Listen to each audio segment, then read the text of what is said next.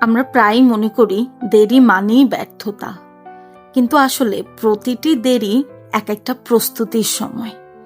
যেভাবে গাছ মাটির নিচে শিকড় বিস্তার করে শক্ত ভিত গড়ার জন্য, ঠিক তেমনি আমাদের জীবনেও দেরির আড়ালে লুকিয়ে থাকে শক্তি সঞ্চয়ের প্রক্রিয়া।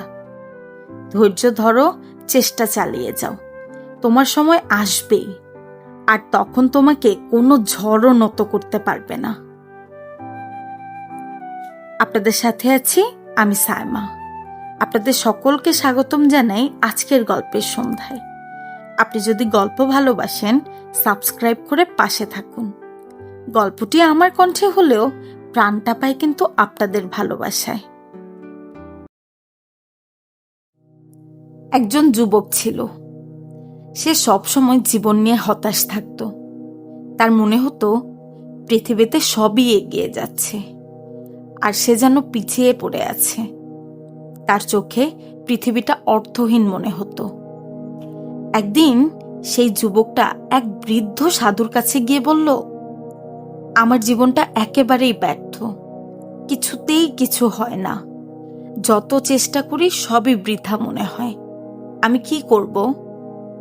বৃদ্ধ সাধু মৃদু হাসলেন। তারপর যুবককে নিয়ে বাগানের দিকে হাঁটলেন। সেখানে পৌঁছে তিনি আঙুল দিয়ে দেখালেন দুটো গাছ। ওই গাছটা দেখেছ? এটা হলো বাঁশ গাছ। তার পাশে যে গাছটা দাঁড়িয়ে আছে সেটা হলো আপেল গাছ।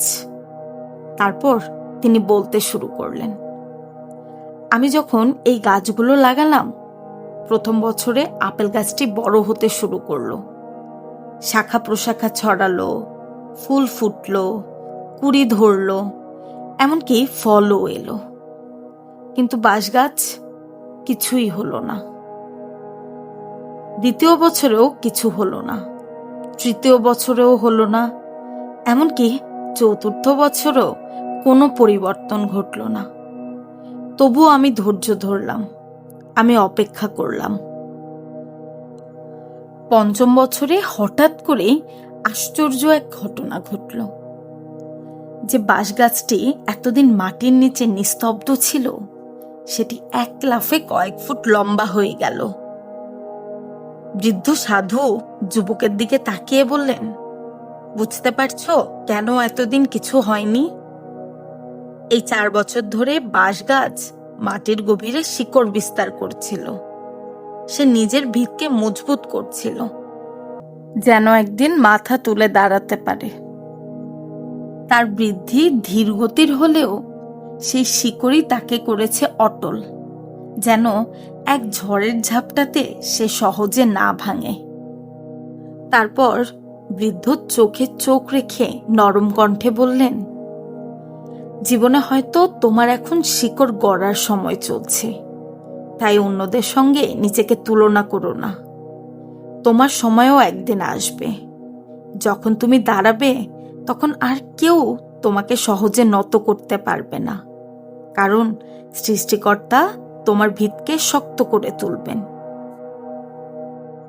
এই গল্প থেকে আমরা শিক্ষা পাই, প্রতিটি বিলম্ব মানে ব্যর্থতা নয়, অনেক সময় বিলম্ব মানে প্রস্তুতির সময়, মাটির নিচে শক্ত ভিত গড়ার সময়।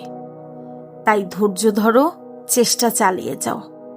সঠিক সময়ে সৃষ্টিকর্তা তোমাকে এমনভাবে দাঁড় করাবেন যাকে কোনো ঝড়ই কাবু করতে পারবে না।